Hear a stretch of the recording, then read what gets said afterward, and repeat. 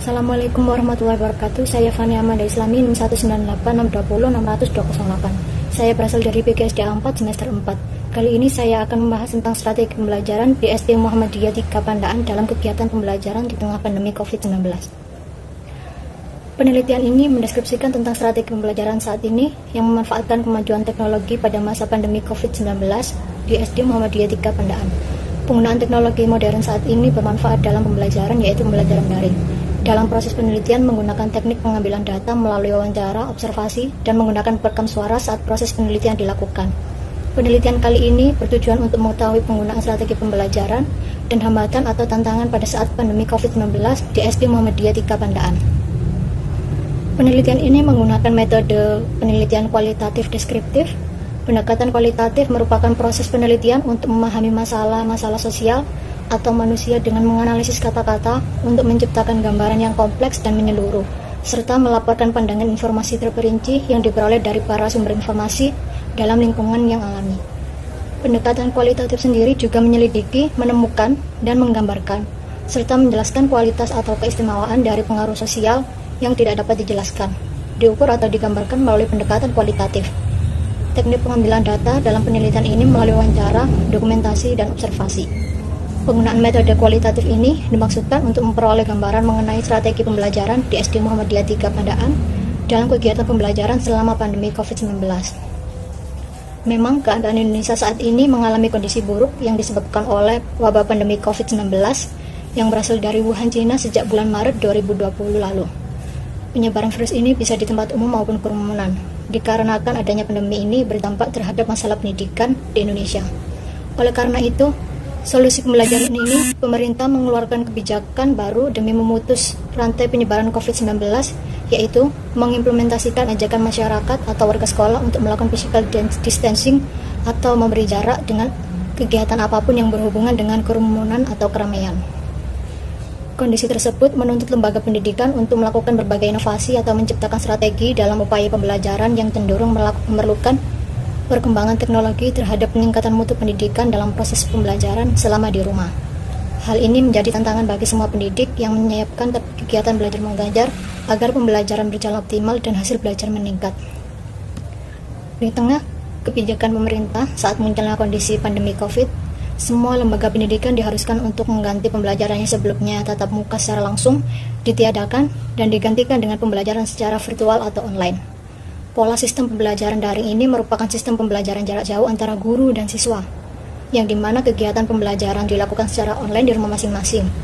Dengan munculnya wabah pandemi COVID-19, guru dituntut untuk cakap menggunakan media pembelajaran berbasis online, dan pembelajaran tetap berjalan meskipun dalam keadaan sekarang ini. Sehingga, guru diharuskan mampu mendesain media pembelajaran sebagai inovasi dengan memanfaatkan teknologi. Di sisi lain, pemilihan strategi pembelajaran sangat penting, harus dipilih dengan tepat, agar siswa termotivasi untuk belajar, mengangkat pembelajaran bermakna, terwujudnya efisiensi dan efektivitas dalam kegiatan pembelajaran. Yang kedua, pembelajaran daring dengan tatap muka melalui berbagai macam media aplikasi menjadi hal yang bermanfaat dalam penggunaan teknologi, terutama guna memutus penyebaran COVID, serta menjaga keselamatan dan kesehatan warga sekolah yang tentunya berbeda dengan pembelajaran tatap muka secara langsung di sekolah. Pembelajaran ini lebih memfokuskan pada kecermatan dan pengolahan informasi secara tepat, serta siswa dapat menangkap informasi dengan tanggap. Dalam pelaksanaan pembelajaran daring, sekolah perlu melakukan dan membangun kerjasama yang baik dengan orang tua peserta didik. Media pembelajaran memiliki banyak manfaat, di antara lain sebagai jenis sarana pembelajaran yang digunakan sebagai perantara dalam proses pembelajaran, peralatan fisik yang digunakan untuk menyampaikan isi pembelajaran, dan lain-lain. Untuk memenuhi kompetensi guru, dalam hal ini tidak hanya mengandalkan media online saja, tetapi guru perlu menciptakan berbagai strategi pembelajaran yang tepat agar kegiatan pembelajaran tetap maksimal di situasi saat ini. Strategi pembelajaran harus dipilih guna memotivasi dan membangkitkan minat peserta didik, memfasilitasi proses belajar mengajar, mengangkat pembelajaran menjadi bermakna, mendorong terjadinya interaksi. Hal ini menjadi tantangan guru di SD Muhammadiyah 3 Pandaan dalam menerapkan strategi pembelajaran blended learning supaya siswa mudah untuk menangkap materi pelajaran. Pendidik di SD Muhammadiyah Pandaan menerapkan langkah pembelajaran melalui media online guna membantu berjalannya aktivitas pembelajaran. dan menggunakan aplikasi video YouTube untuk memaparkan materi yang akan dibahas, dan juga biasanya menggunakan Google Meet, Zoom, dan video call melalui WhatsApp. Dengan memadukan media dan strategi tersebut, diharapkan hasil belajar siswa terdapat kenaikan dan meningkatkan keaktifan siswa untuk kegiatan belajar mengajar di kelas. Jika terdapat siswa yang bosan, guru membuat yel-yel semangat.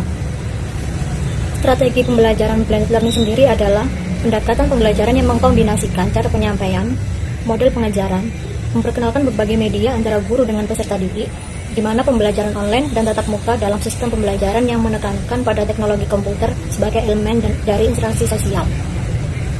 Pembelajaran blended learning memiliki manfaat, yaitu pembelajaran lebih efektif dan efisien, meningkatkan aktivitas pembelajaran peserta didik, meningkatkan kemampuan berpikir siswa, mengembangkan minat dan rasa ingin tahu untuk belajar. Pembelajaran daring memiliki banyak sekali perubahan dalam ruang lingkup pendidikan. Contohnya, materi yang diajarkan menghadapi hambatan atau tantangan yang akan dihadapi oleh guru dan siswa. Misalnya, terdapat beberapa siswa yang tidak memiliki fasilitas untuk melaksanakan pembelajaran dikarenakan ekonomi keluarga yang kurang mampu. Tapi, pihak sekolah berusaha untuk membantu agar pembelajaran tetap dilaksanakan.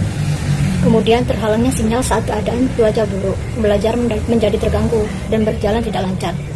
Beberapa siswa tidak memiliki kuota internet, sehingga untuk mengakses jaringan internet kurang stabil. Hal itu membuat kegiatan belajar tidak efektif karena adanya jaringan yang tidak kuat, sehingga penggunaan aplikasi kurang baik. Tantangan ini mengharuskan guru dalam menerapkan kebijakan pembelajaran untuk terus mengawasi serta mengontrol pembelajaran selama di rumah dengan bantuan wali murid dari siswa, agar siswa yang mengalami kesulitan bisa tetap fokus terhadap materi pelajaran. Keberhasilan guru dalam melakukan pembelajaran daring pada situasi ini yaitu kemampuan guru untuk memenuhi kompetensi guru, berinovasi merancang strategi dan media yang tepat. Dengan demikian, pembelajaran daring sebagai solusi yang efektif dalam pembelajaran di rumah guna memutus penyebaran rantai COVID-19. Nah, kesimpulan yang dapat kita ambil berdasarkan hasil observasi dan wawancara mengenai strategi pembelajaran di SD Muhammadiyah 3 Pandaan sedikit mengalami hambatan karena adanya fasilitas yang kurang memadai. Selain itu, pembelajaran daring menggunakan media di antara lain WhatsApp, video, YouTube, Zoom meeting, dan lain sebagainya. Solusi atas permasalahan ini, pihak sekolah harus tetap mengontrol setiap kegiatan pembelajaran.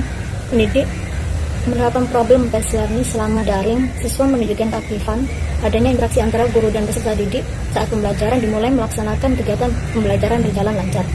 Diharapkan dengan adanya kerjasama antara guru dan siswa serta orang tua menjadi faktor penentu agar pembelajaran berjalan optimal untuk mematuhi kebijakan pemerintah yang menyarankan pembelajaran daring supaya dapat memutus rantai COVID-19. Demikian hasil penelitian saya, bila ada kurangnya mohon maaf. Sekian, wassalamualaikum warahmatullahi wabarakatuh.